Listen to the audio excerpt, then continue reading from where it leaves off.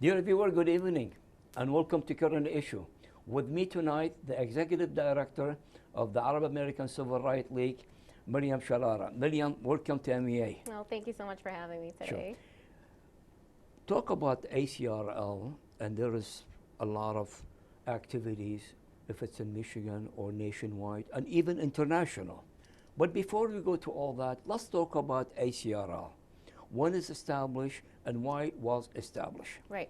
The ACRL, the Arab American Civil Rights League, was established in 2011. I'm sorry. Yes. 2011, when there was a very high need for the safety and defense and advocacy for Muslims nationwide. That's how when not there just was Muslim, but the Arab American community and in Muslims general, of nationwide. course. It's funny, I always say that, and Yes. I always have to fix myself with that one. You know, I consider ourselves one, so yes, absolutely. There was a higher need to defend and advocate for the rights of Arab Americans and Muslims nationwide due to the increase of Islamophobia and the increase of hate and bigotry, discrimination, and stereotype.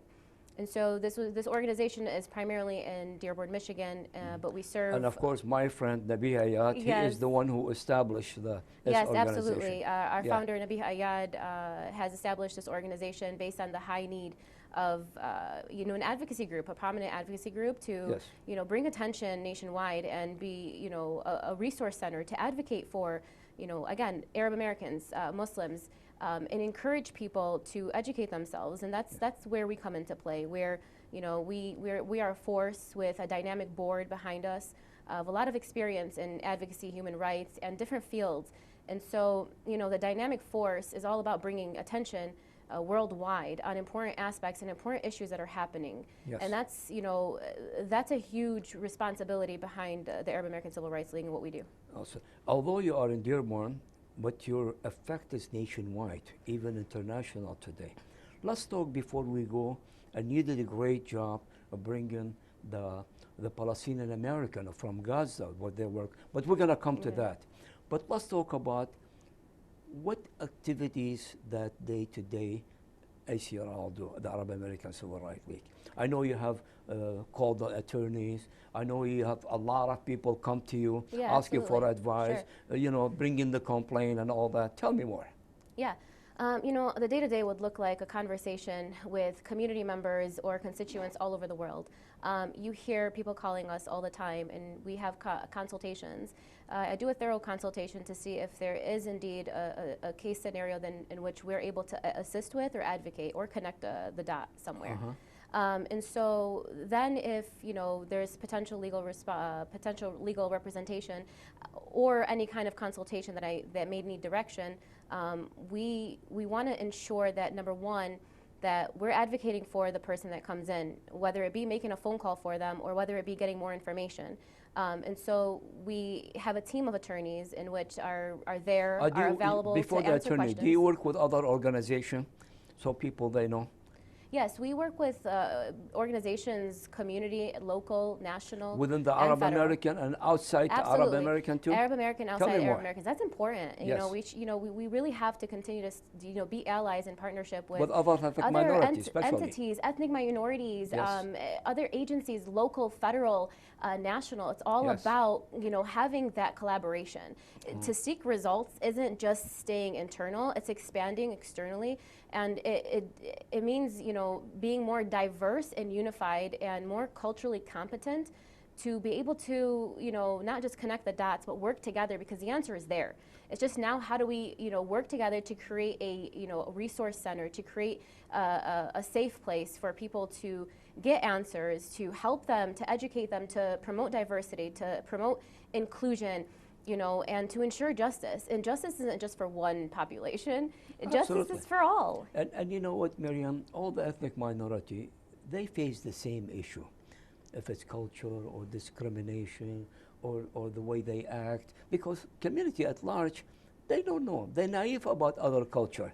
So working together and to educate the community at large about our culture is very important. Absolutely. Yes. I mean, what I really love when people ask questions, I always say, ask questions, you know, and they always start by saying, because they think I'll get offended being that I'm Arab American, you know, please don't get offended. But no, I'm not going to get offended. I would rather you ask questions because, you know, there's so much bigotry, the false narrative, there's so much misrepresentation in this world, you know, based on groups of people that may have done wrong, you know, and then identifying us all as you know, this base or this savage. Thanks to Hollywood and the media, they show us, you know.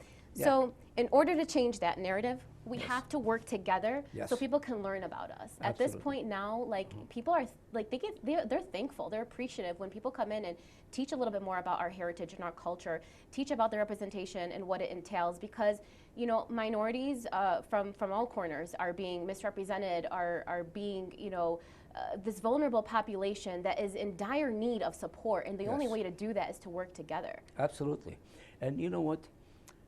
In some states, there is a good population of Arab American, and they could communicate with each other and with organizations like you. But so there's some other state, there isn't. And those people discriminate against them, and they take in it because they don't know where to go. Oh, absolutely. What should they do? What they should do? This is a huge one. This is something that I always talk about.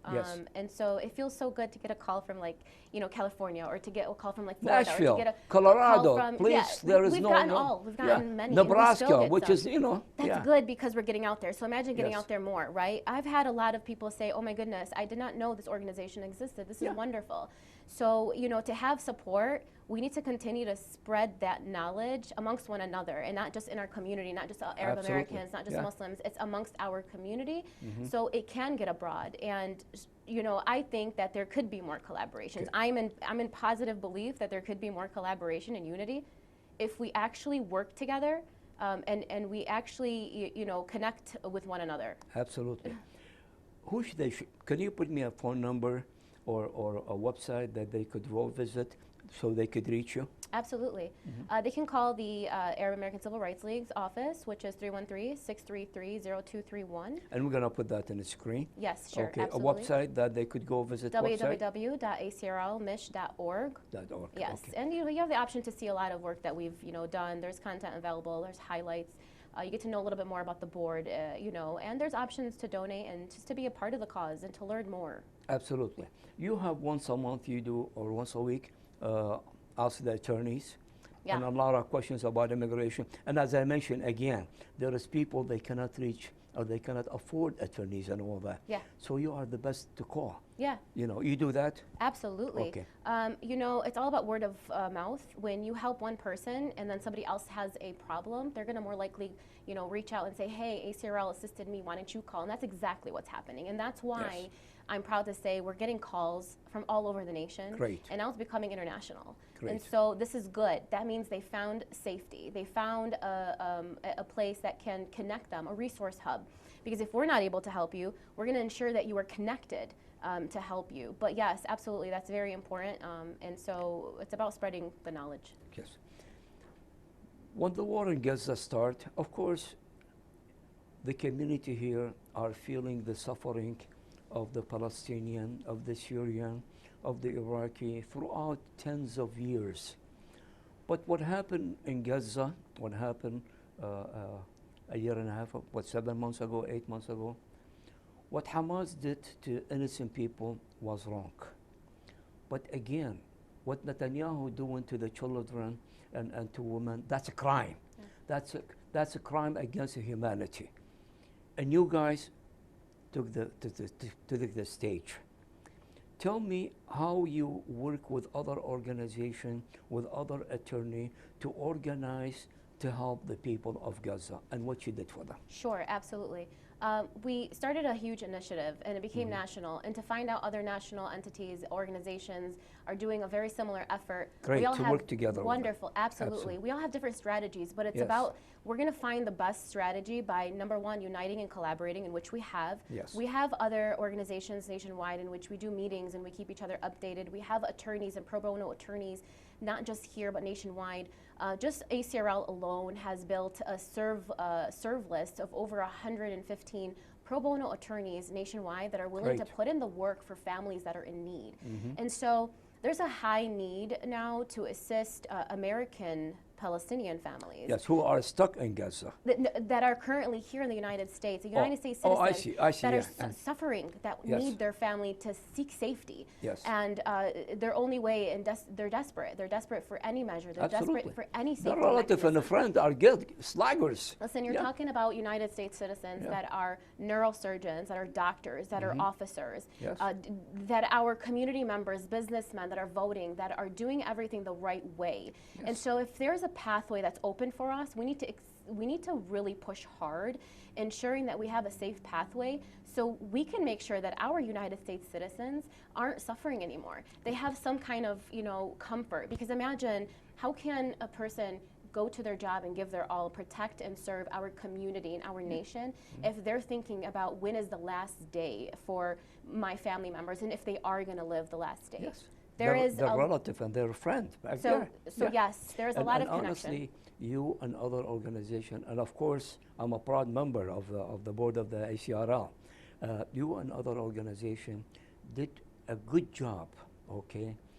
Good PR with the community at large, and especially the young people, the student in colleges and all that, to let them pay attention to what happened. What happened is not a war. What happened is any human, people, children die. A bomb come on top of a mother and father and 5 kids, and they're all killed. Absolutely. That's moved their heart, moved their they wanted to do something. This is And that's thanks to you, your organization and other organizations for doing that. Thank you. I appreciate that. And there are many organizations nationwide that are putting the work and putting the effort. Yes. But I will say ACRL stands in the forefront of one of the best strategies that we are working on, because of the desperation behind the fact that this is a crime on humanity. It is, Absolutely. There is not an excuse in this world Yes. why any innocent person should die. Yeah. And it's been far too long. And at this point now, we're losing even family members that could potentially be qualified to come here. We're just losing them. But if there's a way to get them here, we need to work to get here. And this is about humanity. It's not about red, white, or blue. Absolutely. This is about humanity. If we can save a life, we can do that. But we have to come together to ensure the right strategy, to ensure that we are, number one, putting national security at top level, and number two, by expediting requests, humanitarian requests, especially safe pathways, especially that we have United States citizens here that are qualified to bring their relatives to safety. Okay. We're going to talk about what you did in America, but let's talk about what you did in Gaza. And for the Palestinian American who are stuck in Gaza, visiting their relative, and then the war started. What you did? So we had United States citizens, Palestinian Americans. They did a Yes. visit for a normal, vacation to see their family, and which was a nightmare. They got stuck in the war zone. So we got our first call from Zakaria al-Araishi and his wife, Layla al-Araishi, that were trapped in the war. And so, we had to spread to quick advocacy, because now it's life or death, and every minute counts. And so we had to advocate on a high level, utilizing congressional and legislative advocacy, but also media representation, because you're talking about lives here, and you're Yes, talking about of our course. United States citizens that are, that deserve the same respect and the same, strength and Absolutely. effort to pull them out Yes. of this war zone. And so, we had to bring attention, and we highlighted it, which became very national, and it broadcasted Did you bring international any as well. home? Absolutely. Tell me. So our first case being that it was, Zakaria al-Araishi and Layla al-Araishi, they did come home amongst approximately over 60 other United States citizens that made it to safety through That's great. effort, like around the clock. And I'm talking about, we were making calls to the State Department, to the embassy, to the legislators, to the congressional officials, representatives of our constituents, to let them know we need pressure. We have United States citizens there, and we need to get them evacuated Yes. now. And honestly, you did a great job. Thank you. You I know, appreciate you bring you. 60, 70, those people, they might die there if we kept them there. Yes, Go I ahead. do have to say, we still have to thank our at all times, we have to thank our local, national, and federal agencies that are putting in the work to try to connect us, to reconnect us, to ensure the safety of, citizens and people. Yeah. And that's where it starts. It starts with collaborating with the right people and partnering with agencies and entities that can bring attention and sound the alarm, especially when lives are at stake. And so that helped us tremendously. Absolutely, and it's their job, the administration, to care about the American aboard. You know what happened in Afghanistan, we see what happened, and if they kill one American outside, okay, the whole State Department, the whole White House goes. Now we have 100, if it's not 1,000 there. And you did a great job there. Now on American level here, honestly, you wake up the community at large to what happened there. And I don't think in any time, and I've been here more than 50 years, in any time, the community at large, the average American, have that feeling about what happened to the Palestinian people. And not just now, okay? Because you guys, you put it in, and for them, it's not today, it's not last year, it's years and years of suffering. What you see today is extension of that. Tell me. The movement gets created when people come together, and Yes.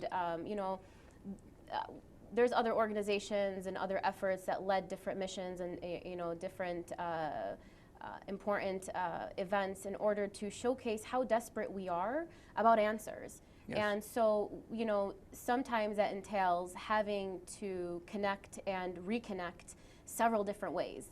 And Yes. so, the truth is we're all hurting. It doesn't matter what walk of life you come from. It's never good to see anyone die, especially Yes. little children, especially women, men, babies, boys, girls, Yes. and living a normal life, and then all of a sudden it gets taken away from them. Yes, there has been a call to action for so many years, and maybe because it's really broadcasted out there and people are seeing it now for more before they used to see it. Yes. The world is suffering, and so this is a point where if the only thing we can do is raise our voices and to bring attention to what we call a crisis, Yes. and we need the world to intervene, then they're going to do it. And so if it means making a statement, kudos to anyone that thinks that is the right way to do it, because it does showcase answers. As you can see, you mentioned uncommitted, it raised some awareness. It raised some Absolutely. awareness because we need we want this to stop. This is utterly not okay. It's unhealthy. It's not good for anyone.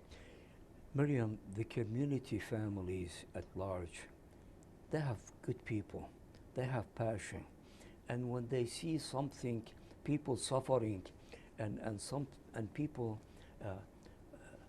not living like a human being, they like to defend them. They like to defend them, and that's what happened in America and Europe. But those organizations like the Arab American Civil Rights, who put that to the stage, who publicized that, who made that the community knows about it. And we have to use this mentality, this way of PR in everything that we defend for. You cannot go against them. You cannot, but you explain yourself to them and you explain your suffering to them, and they'll be side to you. They'll help you, believe me. Yeah. And that's what we see today. Yeah, it's about bringing awareness. Yeah, It's about in letting Europe them know. and in America, yeah. Yes, absolutely. Okay. What's the next step now? Well, the next step is to continue our advocacy efforts, to continue safeguarding, the constituents and their families by ensuring that we continue the momentum. And by doing that, the Gaza Family Project, it started with the first 6 United States citizens that came out through advocacy and all the other extra effort.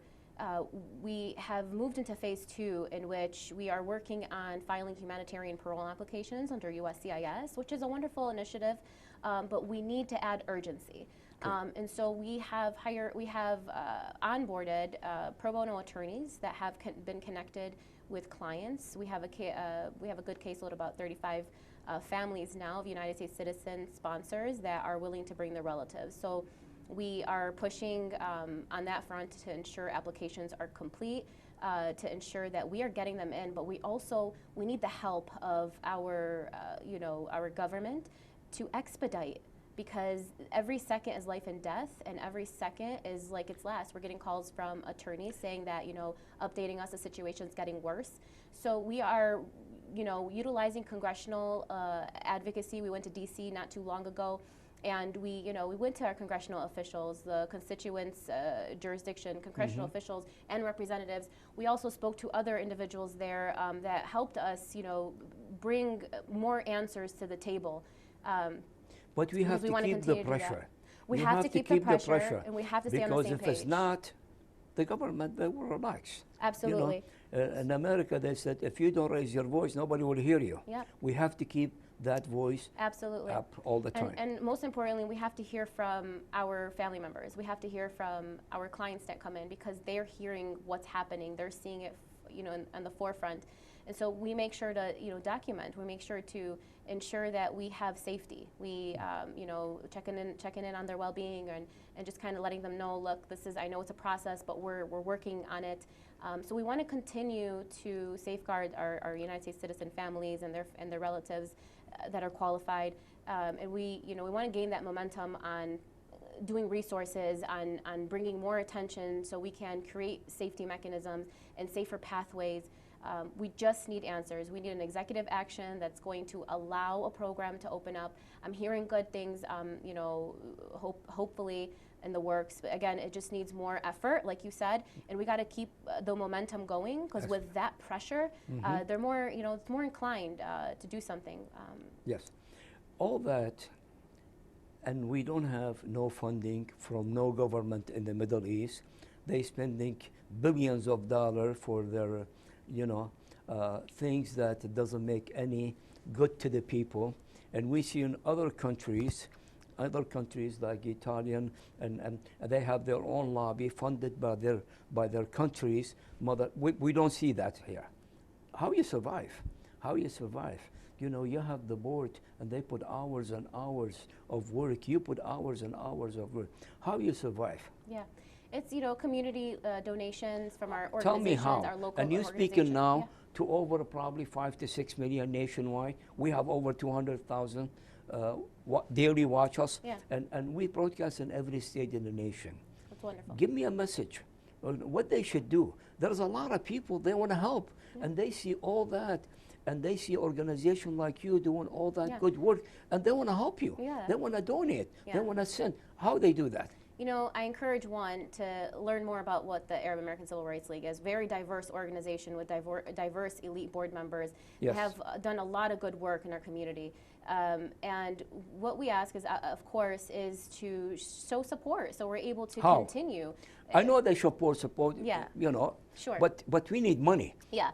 Funding is very... Let's be serious. Sure. There is no organization will survive without funding. Right, absolutely. And you don't have funding from the Arab world. I don't think so. It's difficult. There's more funding out there. It's about bringing attention, like you said, to others to know that there is this organization, a prominent organization that is standing up for minorities and standing up for justice. Yes. And so it's bringing attention to bring funding. Funding is extremely crucial and important to keep a strong organization going that entails, number one, representation, advocacy, empowerment, and of all sorts. So it entails, reaching out to our local, state, or federal organizations and agencies to fund the work so we're able to help, not just on a humanitarian front, but help the ones that are in need, ensure that we're spreading awareness and promoting diversity and cultural, education. But if somebody live in an area there is not too much Arab American, not organization, and they hear you and they wanna help. Yeah. It's from the heart.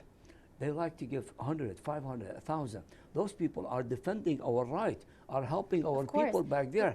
Okay, how they should do that? Sure. How they could do that? Yes, of course. This money is going for a great cause. Like you Absolutely. said, there's so much representation, a lot of work that goes in these cases.